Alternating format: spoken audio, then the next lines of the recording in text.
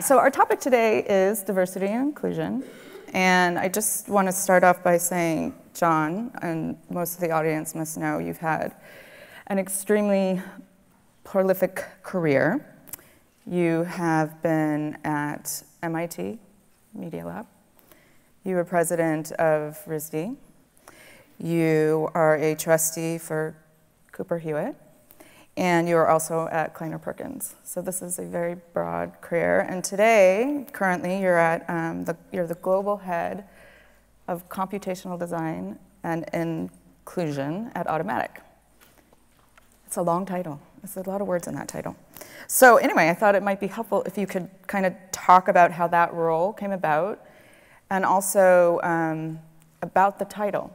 You know, what is computational design? Why did you choose inclusion? So what is all of that about? Well, first of all, I think that design as a field has been designed so well that it became poorly designed. And when I think about your career as a designer in tech, you design stuff. And I think you also remember when it came out of the ground. It was all in print. Mm-hmm. And any 80s people here? 80s people here? Okay. So if you're an 80s person, you remember when touching the computer was bad for you. They don't remember. So it was bad. It was I remember. Right? I was a letterpress printer, and right? I was never going to touch a computer. And then once you made it over that bridge, by force, you were dark and evil. You know, there are stuff in the 80s, it's not Googleable, because that was all in the things called books. And it was like, you know, people use a computer are stupid. You know, they're just using the computer and they're getting dumber and dumber and they can't use a pen and they're bad and evil. That was the way it was. Yeah. But they all died, all those people. And it changed, and you moved with that, right? And what I love is, as an executive leader of design, you recognize that all that technology change occurred, all the tools changed a lot, the people doing the work changed a little bit. Yeah. But not a lot. And that's not just in tech, but also in education. You can look at education, and education indexes towards professors who are men, in particular. Presidents of universities tend to be Caucasian males, usually older. Mm-hmm. And so there's a kind of bias built in the system. When we talk about the history of the Bauhaus, we can only remember men as Bauhaus people, but the Bauhaus was half women. So there's just flaws in the whole system that have probably gotten worse because of tech. And so the reason why I chose to have such a long title was because I thought that I should try to be conscious of making a difference. Yeah. So that's why I plopped in the word inclusion into my title, and that caused a problem because people started thinking I work in HR.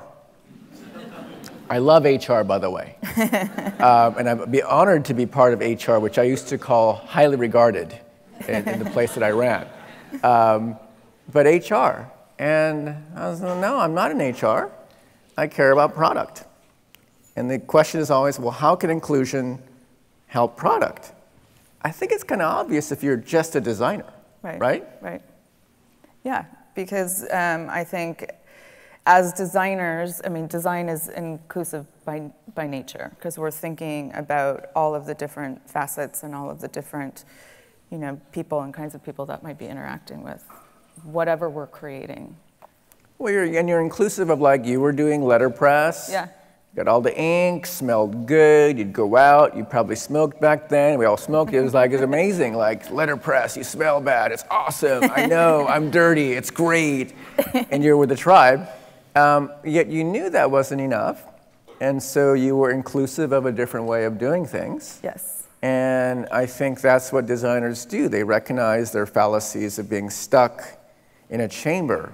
And I think T's talk spoke to this welcoming the unknown. Yeah. And being inclusive means welcoming the unknown. Being curious. Being curious, like she said. Yeah, always wanting, exactly. always wanting to learn, always wanting to understand at a deeper level. I think creative people have that. Well, also, naturally. and being able to shed your past identity. Because I can imagine all your letterpress friends, Jamie, what's wrong with you? Yeah. What happened? What happened to you? Yeah, what happened to you, exactly. Where did you go? Yeah, where did you go, right? But being able to, sort of translate one area of craft into another area of craft, and being open. Right. It's a thing, but that isn't universal in design. Like I remember when I was in art school, I had this professor I loved. He was my typography professor. I loved him. He was like this crunchy croissant, this French bread, the crusty crust. He's like, he's so crusty. And and I used to love going to see him, So I would go to his office in the morning. I would show up early to see him. But I made the mistake one day because the other professor I didn't like, he was a composition professor, his office door was open. And anyways, he saw me waiting to see the one I liked. And then when he saw me, the other professor said, Mr. Maeda, this is in Japan, come to my office. I said, what does he want to tell me? So I went to his office, he sat me down, he closed the door, and he spent an hour telling me how much I sucked. Like, oh my gosh, the stuff you're doing is so stupid, it's so bad, it'll never become anything. It'll never make it anywhere. Wow. And it was like a serious beatdown, And when I left his office, I thought, wow, that's a downer. Yeah. So there are some people who want you to stay in the tribe and don't want you to leave, because it's the Shire. Yeah. What do you think that is? Do you think it's fear? Of the other person I don't really seeing know. you do something different? It depends who you are and how you see that manifest. On the one hand, it's pride. It's like, I believe in this. On the other hand, you can see it as someone holding on to something for no good reason. But right. it always is different, right? Yeah. That's what's neat about this sort of asterisk wild card star world. I don't know. Yeah. It's this curiosity thing. I have no idea. It's curiosity. Yeah, so I actually really appreciate that he did that. Because I was like, it really kind of made me think. Maybe I do suck. It's helpful. That's great. So can you just talk a little bit about sort of the difference between classical design and computational design? So you've put computation in your title for a reason. Very important, yes. Because I saw in tech that the word design was difficult to understand for people who maybe have not been educated in design. But even if you're educated in design, you may not know that there's different kinds of design. And when we think of design, we think of like a cool chair, like a cool graphic, like an awesome textile pattern, a great hat. Oh, those glasses, well designed. Oh, your hair is so well designed. And so you can't really take it seriously if you're a developer or a business person. You're like, oh, you're here to decorate. Right. Thank you. My office is so... Can you recommend a knick-knack for my office? You're a designer. Are my glasses the right one? I'm so self-conscious what I'm wearing around. You're a designer, So that kind of design is a classical perspective, physically bound, history bound, museum bound, culture bound, and that's the kind of design. And then there's like a physical object that comes. It's a physically grounded culture. Yeah. And then there's computational design, which has to do with the impact of Moore's law and how it's changed so much in our world so quickly that we don't understand fully because Moore's law is not linear. So the computer we used 30 years ago, it ran at a certain speed, it cost a certain amount. The computer we use today is like 24 billion times faster, and it costs roughly the same thing, which doesn't make any sense. Right. Yeah. So also, with computational design, there's this notion of it's never done. Like we're always continually. Yes. And I think for designers sometimes, and you know, I have a large team of you know, designers that design products, and the products are never done, but there's often this tension between perfection and being open to, you know, continually being curious and making it better, or it gets worse and then it gets better. So any thoughts there? That is sitting at the crux of the problem that designers have today. Yes. Because designers have been largely educated in physically based design, in studio-type classrooms where there was never any data. So what do you think, Jamie? Well, I think that it's not right. And you'll critique it. I think it's like that, or it's like that in history. Thank you, Jamie. It's going to get better now. Whereas now when you ship it and everyone's using it, you have real hard data coming back that says, I don't think so. Yeah, absolutely. And that was never accessible in the past. Second thing was, there's this thing called museums. And museums are the apex of like, I did it, right? So like, oh my gosh, you made your cookbook and it's so incredible. Yes, it won an award. Or like, oh my gosh, you designed that thing. Well, it's in the collection of whatever. I think in the tech world, you don't get to be in a collection of. You don't get to win an award for something. So you feel like a failure. And the institutions people come from treat those people also as failures. 9 times out of 10, the institutions will say, so-and-so, our graduate, just made it to the cover of whatever for their new chair. Right. And like, if you're shipping something that's iteration 27 on day whatever, you're like, I didn't get in the alumni magazine. I didn't get the award. I think I should go and make a chair. You know? Yeah. It's like that, seriously. It's like that. So I write to presidents of all universities, departments all the time. They're like, what are you doing? Like, I just met this person. Why don't you, like, you know, talk to them? They've also got some money. So there you go. Cool. All right, so let's go back to inclusion a bit. So there's been a number of different, you know, reports around teams, diverse teams making better products. National Endowment of Arts did one, AIGA did a design census, Adobe did a creativity and diversity disconnect report, and then you, of course, have your annual design and tech report. And so in that report, you state that inclusive design is actually really good for business. Yeah. So let's talk about that sort of business aspect for a bit. Thank you. Yeah. Well, I mean, look at what you've done. You're a successful design executive. You didn't get there by picking the right color all the time. No. Mostly. You were able to look at the business. Yeah. You looked at how design could have a material impact on the business, and you delivered. I mean, that's how you succeed. Right? Yes. So you did it. And I think that when we start from there, design is useful for business. And the problem with the design field is it's infected with the part that says, no, it's not. Design is more than that.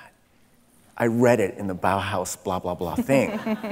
It's a design is about the highest standards of whatever kind of thing, or like in the spiritual whatever. But if you look at the history of all of design, it's always been about business. Why did the Bauhaus form? The Bauhaus formed because the German economic ministry funded the Bauhaus to be created, because the industrial wares, the manufactured wares, were not competitive with the British. The British were competitive because in the mid-1800s, they were scared of the French. So they funded the Victoria and Albert Museum and also the Royal College of Art to raise the standards of British constructed wares. The French have always been like kicking ass. So they were like okay in the 1700s. But so design's always been about economic advantage, impact. So when I looked at inclusion and how it was sort of put into the space of, I don't know, like diversity and inclusion initiatives, which are all very important, I didn't think it really got a lot of attention because it was put into this sort of like do the right thing space, which we all know we should do. Right. But if you work in a business, it has to translate to value. Right. I mean, quote unquote, monetary value.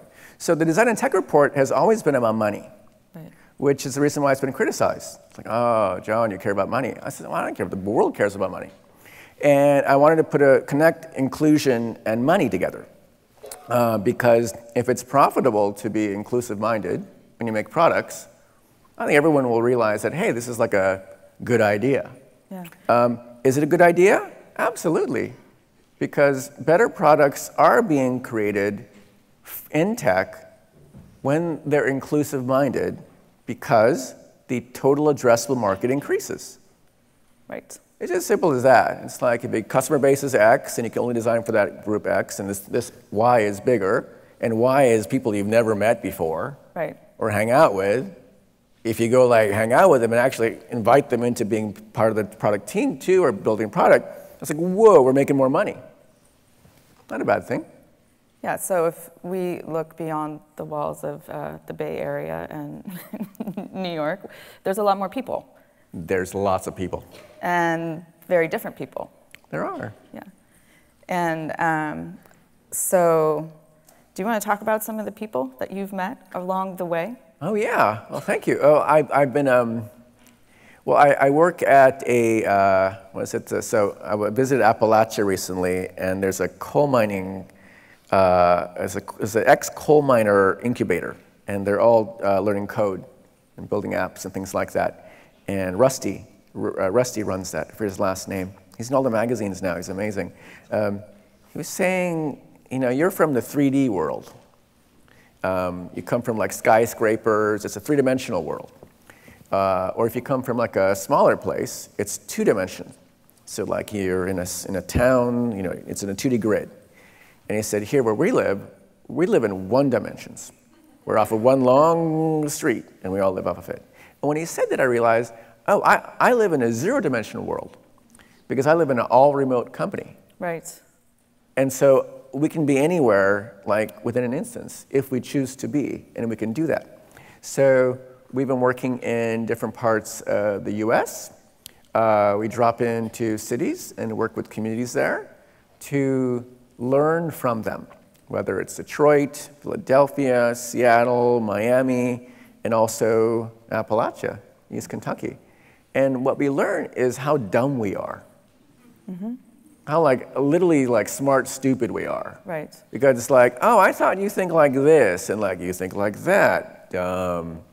Because we're conditioned around stereotypes of these different regions and attitudes, and these data reports that say 25% of whatever are this, and like, well, therefore you're like this.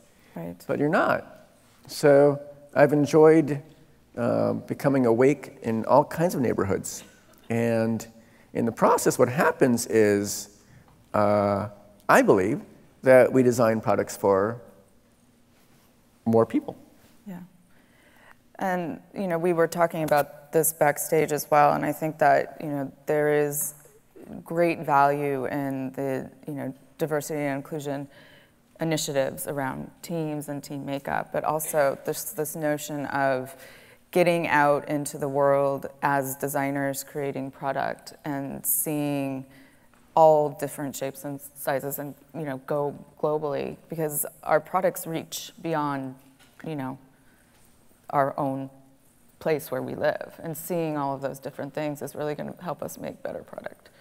Well, and especially experiencing or coming closer to the pain that people feel is so powerful. Like, whether it's in, like I was saying how we were in Detroit, we were in a neighborhood that's known for urban blight, and needing to get some cash for something, we discovered that you can't use the ATM in the neighborhood. Right. And we're like, the ATM's right there.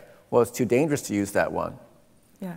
And we drive 20 minutes away for the safer one, which you still have to wait till it's safe to go to. And so things we take for granted, or in Appalachia, where I was biased against for a long time, seeing all the images on the press, whatever. And I remember arriving there and really kind of rethinking everything I thought. Like, I got there, you know, it's a small airport, tiny airport in Appalachia, so you get out of the airport. And so like I Yeah, I forgot there's no taxis at small airports. I got there, like, oh, how am I going to get to the restaurant where there's a meeting, you know? And they had a rental car station, like, So I opened up my Uber app, whatever, and like, oh, there's Uber here. Huh. So I call Uber, and it says, you know, meet in a 20-minute parking lot. And of course, you had that thing where like, oh, where is that parking lot? So I'm waiting and looking at a tiny airport. It's about the size of this stage. And then this man starts walking towards me with like mirrored sunglasses and a cap and long hair, and he's gone. I think, oh my gosh, this man's gonna come and kill me. And he says, hey, I'm your Uber driver. And then we walk to his car, and then he says, sit in the front, sit in the front. It's much better there. I said, oh my gosh, what's gonna happen to me here? And then as I sat with him, and I learned about the coal mining legacy, within a half an hour, I understood why you wouldn't like Obama. Right. And just listening to what is happening in different parts of the country, it's just kind of like, wait, I thought it was this way, but wait, is it this way? When you go one level deeper, it tends to make you think differently, but it requires you to invest the time to listen. Listen, empathize, and just be able to shift your perspective into someone else's shoes. Because we believe in I think the smarter you are, you believe in long distance knowledge. Yeah. Like everyone who I said, you know, I was in all these neighborhoods that are primarily African American. I wanted to visit like this like Caucasian whatever thing over there that I kept reading about. And people would say, well, just read the New York Times bestseller J.D. Vance, Hillbilly Elegy. It's amazing. And I was like, have you been there? No, but the book's incredible. So I wanted to go there. And it was like, ah. Wow, okay. This is a different way to see the world. That's awesome. Okay, I want to talk a little bit about education. We touched on it earlier, but so you were at MIT for several years, and then you became the president of RISD. Can you talk a little bit about that journey? Oh, well, and the thought process and how that happened? Oh yeah, it's very simple. I was at MIT for a long time. Yeah. And I made it to the top of the Jedi ranks. You know, the Jedi, yeah. It's like a Jedi thing, you know? And like I made it to the top of the Jedi ranks, like, wow, this is awesome. And once you get there, you never have to leave your job. It's like a lifetime employment. And it was like, I made it. And I was at this meeting where like, we're talking about future careers for MIT students. In the 90s, if you were in computers, you had to be at MIT because that's where the best computers were. Right. But by the year 2002, the computers are better everywhere. So the year 2002, I was like, oh, I think the freshmen have better computers than we have in the research labs. I was scratching my head, you know? And then there was a student at this meeting, and something about freshman advising came up. About how like, oh my gosh, this is terrible. MIT professors aren't advising freshmen. They have these professional advisors helping them now with their careers and stuff, and this is terrible. All the Jedi are saying like, oh my gosh, this is so bad, this is so bad. We have to help the students, you know. And then there were two students in this meeting, and they got up, and he looked at all of us, the Jedi, and they said, what do you mean you're gonna help us with our future careers? You all don't have real jobs. I was like, huh. So, it was like in the Shawshank Redemption. I found my spoon. And so I got my MBA as a hobby. And then I thought, I want to figure out how to run something. And then I was called to run Rhode Island School of Design. And it was the middle of the financial crisis. So I really had to run the business. I had to rebuild the business. Yeah. So I was like, oh, I can do this. And then I came on to Silicon Valley working venture capital. So I was able to escape that world because I stopped believing it. Mm-hmm. But as part of that, I think I read, or when you and I talked about this, when you sort of had this revelation that you're an Asian man. I do, yeah, I did have that, yeah. That was in Silicon Valley. Yeah, okay. Not the TV show. Yeah, well, I was running, and I was there for my year 3, and I was jogging down El Camino Real, it's dry. It was like 5 a.m. I was jogging, and then same area I jog all the time. And then I was thinking about this thing I had to do, and then suddenly I was flying in the air. So who's ever had a bad fall? Bad fall, raise your hand. Isn't it terrible? It's like you're in it, and it's like a super slow motion. You're like, wait, the concrete is coming towards my face, and I don't like that moment. but it's like bionic senses or something. And then suddenly, you know, bam, and I landed on my face and my arm. And so like, I turned over, and I could tell my arm wouldn't move, and I could tell there was blood all over the place. And I was like, not good. And it was dark in Palo Alto, and I just got my Apple Watch as a late adopter. But then I realized I forgot my Apple phone, which made it useless. I'm lying there, I have no ID, I got my Apple Watch, I'm wearing like my black sweats, whatever. I'm gonna get picked up. Where am I gonna end up? I was wondering. You know, it was just dark and quiet.